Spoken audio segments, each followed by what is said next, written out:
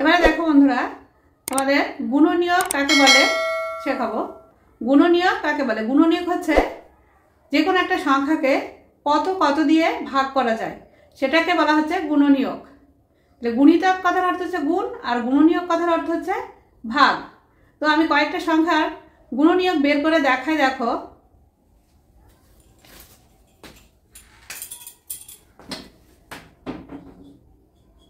দুইয়ের গুণনীয়ক কত হবে? দুইয়ের গুণনীয়ক হবে 1 আর 2। যে কোনো সংখ্যার গুণনীয়ক কিন্তু প্রথম 1 হবেই, আর যদি জোড় সংখ্যা হয় 1-এর পরে 2 হবেই। এটা কিন্তু আমি জোর দিয়ে বলছি যে যদি জোড় সংখ্যা হয় তাহলে প্রথম সংখ্যা 1 হবে, তার পরের সংখ্যা 2 হবেই। তাই 2-এর গুণনীয়ক 1 ও 2।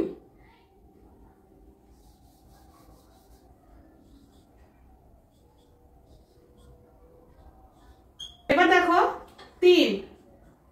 3-এর ও 3 কিন্তু বিজোড় সংখ্যা। তাহলে 3-এর গুণনীয়ক হবে 1 ও 3। 3-কে আবার মৌলিক সংখ্যাও বলে, কারণ যে সংখ্যার গুণনীয়কগুলো 1 ও সেই সংখ্যা হবে সেই সংখ্যাগুলিকে বলা হয় মৌলিক সংখ্যা। যে সংখ্যার গুণনীয়ক 1 ও সেই সংখ্যা হবে সেই সংখ্যাগুলিকে বলা হয় মৌলিক সংখ্যা। এবার দেখো 4।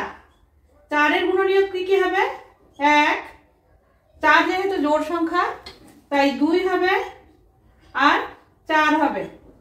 4-কে 1 দিয়ে ভাগ করা যায়, 2 দিয়ে ভাগ করা যায়, আবার 4 দিয়েও ভাগ করা যায়। 5। 5-কে কত দিয়ে ভাগ করা? 5 হচ্ছে মৌলিক সংখ্যা, বিজোড় সংখ্যা ও মৌলিক সংখ্যা। তাহলে 5-এর গুণনীয়ক 1 হবে ও 5 হবে, কারণ 5-কে অন্য কোনো সংখ্যা দিয়ে ভাঙা যায় না। 6। 6 হচ্ছে জোড় সংখ্যা। তাহলে জোড় সংখ্যার গুণনীয়ক প্রথমটা হচ্ছে 1, তারপরে হচ্ছে 2।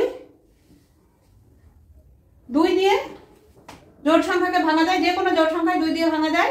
তাহলে 6-কেও 2 দিয়ে ভাঙা যাবে, আর 3 দিয়ে ভাঙা যায়। 3 দুগুণে 6। এবার অর্ধেক যখনই হয়ে যাবে তখনই এই মূল সংখ্যাটা বসে যাবে। 7। 1 আর 7, কারণ 7 হচ্ছে মৌলিক সংখ্যা। 8। 8 হচ্ছে জোড় সংখ্যা। তাহলে 1 ও 2, তারপরে 4 দুগুণে 8, 4 দিয়ে ভাঙা যায়। তো 4 অর্ধেক হয়ে গেল, তারপরে 8টা বসে যাবে। 9। 9-কে 1 দিয়ে ভাঙা যায় আর 3 দিয়ে ভাঙা যায়। 3 3 9, 3 আর 9। এবার 10। 10 জোড় সংখ্যা, তাই 1 দিয়ে ভাঙা যাবে, 2 দিয়ে ভাঙা যাবে, আর 5 দুগুণে 10। এই যে 2 দিয়ে 5 দুগুণে 10, অর্ধেক হয়ে গিয়েছে 10-এর। এবার এখানে 10 বসে যাবে। 11। 11 বিজোড় সংখ্যা ও মৌলিক সংখ্যা, তাই 1 ও 1 আর 11।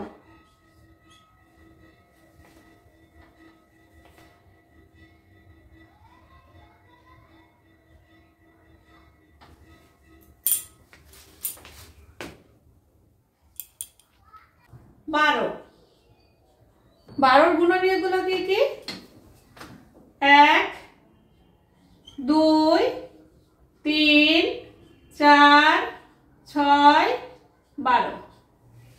কি কি আসলো? প্রথমে 1 দিয়ে ভাগ করা যায়, তারপরে 2 দিয়ে ভাগ করা যায়, 6 দুগুণে 12। 3 দিয়ে ভাগ করা যায়, 3 4 12। 4 দিয়ে 3 4 12। 6 দিয়ে 6 দুগুণে 12, 12 1 12। আবার 13। 13 বিজোড় সংখ্যা ও মৌলিক সংখ্যা দুটোই। 13-কে বিজোড় সংখ্যাও বলা হয়, আবার মৌলিক সংখ্যাও বলা হয়। তাহলে 13 1 দিয়ে ভাগ করা যাবে আর 13, 14, 14 কে কয় দিয়ে ভাগ করা যায়? 1 দিয়ে ভাগ করা যায়। 14 যেহেতু জোড় সংখ্যা তাই 2 দিয়েও ভাগ করা যায়। আবার 7 দিয়ে ভাগ করা যায়, 14 দিয়ে ভাগ করা যায়। 15,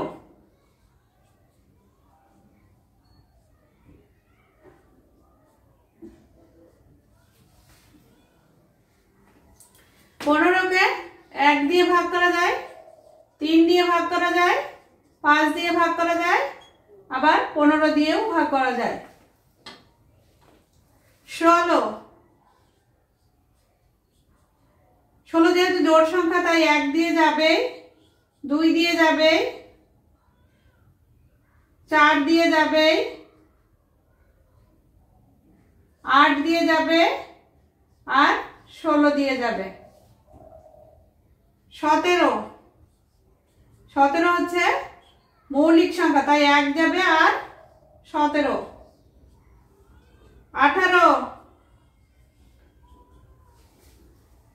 18 কে 1 দিয়ে ভাঙা যাবে বা ভাগ করা যাবে, যেহেতু জোড় সংখ্যা তাই 2 দিয়ে ভাগ করা যাবে। 3 6 18, 6 3 6 18, 9 দুগুণে 18 আর 18। 19, 19 যেহেতু মৌলিক সংখ্যা তাই 1 দিয়ে যাবে, মৌলিক ও বিজোড় সংখ্যা তাই 1 দিয়ে যাবে ও 19 দিয়ে যাবে। আর 20 জোড় সংখ্যা 1 দিয়ে যাবে, 2 দিয়ে যাবে, 4 দিয়ে যাবে, 5 দিয়ে যাবে, 10 দিয়ে যাবে ও 20 দিয়ে যাবে। ঠিক এইভাবে আমরা প্রত্যেকটা সংখ্যার গুণনীয়কগুলো বের করে নেব, কত কত দিয়ে সেই সংখ্যাকে ভাগ করা যাবে।